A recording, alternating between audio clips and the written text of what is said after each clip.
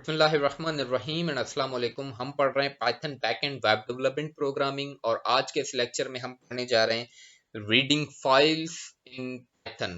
One of the most important topic कि हम external files को किस तरह से पाइथन में रीड करवा सकते हैं। सपोज कि मेरे पास जिस पर्टिकुलर फोल्डर, जैसे ये मेरा फोल्डर है पाइथन क्लास के नाम का, इसी फोल्डर में कोई दूसरी फाइल्स मौजूद है या इस फोल्डर के अलावा भी मेरे पास मेरी ड्राइव में किसी भी ड्राइव के अंदर कोई भी एक्स्ट्रा फाइल रखा हुआ है, चाहे वो टेक्स्ट फाइल है, चाहे वो HTML फाइल है, या चाहे वो स्प्रेडशीट फाइल है यानी एक्सेल का, तो उनको रीड कैसे करवाया जाए। ठीक है, एक्सटर्नल फाइल्स को किस तरह से रीड किया जाए तो वो हम आज पढ़ेंगे। तो उसके लिए मैं सबसे पहले क्या कर लेता हूँ, एक न्यू, मैंने यहीं पे अपने कोड एडिटर के अंदर एक न्यू टैब ऑन कर लिया और मैं इस टैब को जो है वो सेव कर लेता हूँ हमारे सेम फोल्डर के अंदर, जो जहाँ पे हमारा यानी कि ये पाइथन हम काम कर रहे हैं। और मैं इस फाइल को सपोज के सेव कर लेता हूँ with the name of countries.txt। ठीक है, ये txt फाइल है, तो countries.txt में इस नाम से इस फाइल को सेव कर लेता हूँ। तो ये मेरे पास यहाँ पे सेव हो चुका है, यानी कि सेम फोल्डर पे हम काम कर रहे हैं। जस्ट हमने देखना है कि किस तरह से एक्सटर्नल फाइल जो है वो रीड की जा सकती है।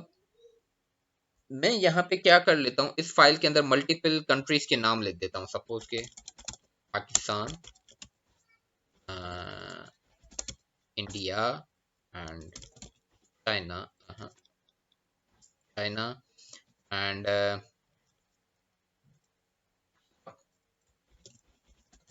बांग्लादेश। ओके, मल्टीपल मैंने कंट्रीज के नाम लिख दिए क्योंकि मैंने countries.txt नाम की एक फाइल बनाई है। अब यहाँ पे हम वापस अपने पाइथन की फाइल, पाइथन प्रोग्राम की तरफ आ जाते हैं। यहाँ पे मैं एक फाइल नाम का वेरिएबल बना लेता हूँ। ठीक है, या पॉसिबल है कि ये कीवर्ड ऑलरेडी अवेलेबल हो, तो मैं कंट्रीज फाइल नाम का वेरिएबल बना लेता हूँ। और फाइल ओपन कराने के लिए हमारे पास यूज होता है ओपन फंक्शन। ठीक है, क्योंकि हमने सबसे पहले फाइल को रीड कराना है। इसके अंदर दो पैरामीटर्स पास होते हैं। सेकंड वन के जिसमें हमने फाइल का पाथ देना है कि फाइल मेरी मौजूद कहाँ पर है। ठीक है, तो उसके अंदर हम, क्योंकि हम सेम फोल्डर पे काम कर रहे हैं, तो मैं countries.txt डायरेक्ट में लिख देता हूँ। ठीक है, अगर हम किसी दूसरे फोल्डर के अंदर होते तो फिर कंप्लीट पाथ देना पड़ता है कि फला drive slash this folder slash this folder slash this folder and your file name. ठीक है, एंड फाइल को रीड करवाने के लिए, क्योंकि इस लेक्चर के अंदर हम जस्ट रीड करना पड़ेंगे कि फाइल को रीड कैसे करना है, तो आर यहाँ पे यूज होता है। ठीक है, आर की मदद से हम फाइल रीड करवाते हैं। अब वो इस पर्टिकुलर फाइल में से जो भी रीड करेगा वो हमने प्रिंट कराना है। ठीक है, तो प्रिंट के जरिए मैं यहाँ पे क्या करूंगा, काउंट फाइल डॉट रीडेबल, पहले हम चेक करवा रहे हैं कि क्या ये फाइल रीडेबल है भी या नहीं। एंड एक और चीज हमारे पास है कि अगर आप फाइल ओपन कर रहे हो, ये मैंने ओपन की है फाइल, ठीक है, तो फिर फाइल को क्लोज करना भी लाजमी है, डॉट क्लोज। ठीक है, ये लाजमी करना होता है कि फिर बीच में आपने जितना भी फाइल्स के ऊपर काम करना है वो हम सारा काम करेंगे। ठीक है, अदरवाइज यहाँ पे लाजमी है कि जो है वो जब फाइल ओपन होती है तो फिर उसको क्लोज करना भी जरूरी है। ठीक है, मैं इसको एक बार रन करके देख लेता हूँ। तो देखिए मेरे पास ट्रू आ चुका है, इट मीन्स के सक्सेसफुली मेरी फाइल रीडेबल है या रीड हो चुकी है, या इस पर्टिकुलर फोल्डर में मेरे पाइथन को इस नाम की फाइल मिल चुकी है। ठीक है, नाउ रीडेबल हटाकर मैं फाइल को रीड करना चाह रहा हूँ। रीड लाइन नाम का हमारे पास एक फंक्शन यूज होता है। ये क्या करेगा, अब इस मेरे पास इस फाइल के अंदर कितनी लाइन्स हैं, इस फाइल के अंदर 4 लाइन है। ठीक है, तो रीड लाइन लिखने पे ये फर्स्ट लाइन को रीड करेगा। राइट, मैं इसको रन कर रहा हूँ, देखिए मेरे पास क्या प्रिंट हो गया, पाकिस्तान। फर्स्ट लाइन को रीड करेगा। सेम यही मैं कॉपी करके पेस्ट कर रहा हूँ वंस अगेन। ठीक है, मैं वंस अगेन इसको कॉपी करके पेस्ट कर रहा हूँ, तो अब जब मैं इसको रन करूंगा तो ये अब ये फर्स्ट प्रिंट जो जिसके अंदर रीड लाइन हो रहा है ये फर्स्ट लाइन को रीड करेगा। सेकंड प्रिंट जिसमें दोबारा रीड लाइन हो रहा है तो फिर ये सेकंड लाइन को रीड करेगा। ठीक है, तो देखिए मेरे पास अब पाकिस्तान एंड इंडिया दोनों प्रिंट हो गए। राइट, बट ये तो मेहनत वाला काम है। अगर मेरे पास 1000 लाइन है तो मैं क्या 1000 बार प्रिंट रीड लाइन करूंगा? तो दिस इम्पॉसिबल। तो उसका एक हल हमारे पास क्या है कि पहले हम क्या लिख रहे थे, रीड लाइन ओनली, अब इसको रीड लाइंस कर देना है। ठीक है, रीड लाइंस से क्या होगा कि जितनी भी लाइंस या जितना भी टेक्स्ट हमारे पास इस टीएक्सटी फाइल के अंदर मौजूद है वो सारा रीड हो जाएगा। ठीक है, और जब अब मैं इसको रन कर रहा हूं तो देखें मेरे पास एक लिस्ट फॉर्म में मल्टीपल जो लाइंस हैं वो सारी मेरे पास आ चुकी हैं। ये आपको बैक स्लैश एन नजर आ रहा होगा। ये बैक स्लैश एन बेसिकली क्या है, क्योंकि यहाँ पे पाकिस्तान के बाद फिर न्यू लाइन आ रहा है।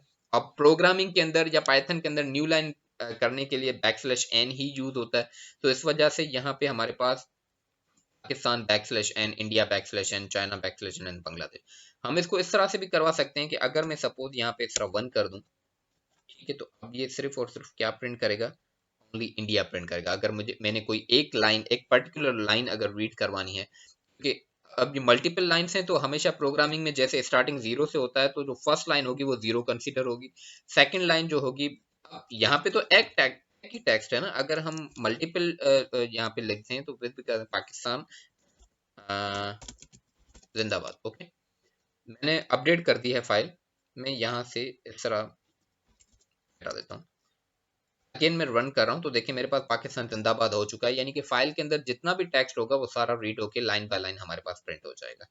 ठीक है, तो इस तरह से फाइल जो है पाइथन के अंदर रीड की जाती है with the help of open function, and उसको जो है वो क्लोज किया जाता है with the help of close function. Now what, मैं मल्टीपल लाइंस इस तरह प्रिंट करवा रहा था, ठीक है, मगर वो मेरे पास प्रिंट किस तरह से हो रहा है, लिस्ट फॉर्म में। तो अब इसको लिस्ट फॉर्म में से खोल लेते हैं। ठीक है, अब हम यूज करेंगे फोर लूप। ठीक है, for, and this variable will be my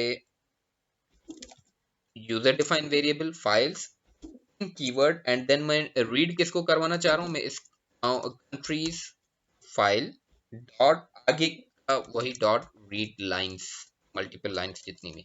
ठीक है, अब ये फोर लूप क्या करेगा, ऑटोमेटिकली हर लाइन को रीड करके प्रिंट कर देगा। मैं ये फाइल्स जो वेरिएबल है ये यहाँ प्रिंट कर देता हूँ। ठीक है, यहाँ पे फोर लूप पाइथन के अंदर फोर लूप कितना इजी है, यूजर डिफाइंड वेरिएबल, देन जिस चीज को रीड कराना है वो आपका वेरिएबल या फिर यानी कि आपका फंक्शन, सिंपल है। ठीक है, मैं अब इसको रन करूंगा। मैं पहले यहाँ से क्लियर कर देता हूँ। ठीक है, मैंने रन किया, देखें सिंपल मेरे पास जो है वो सारे प्रिंट हो गए।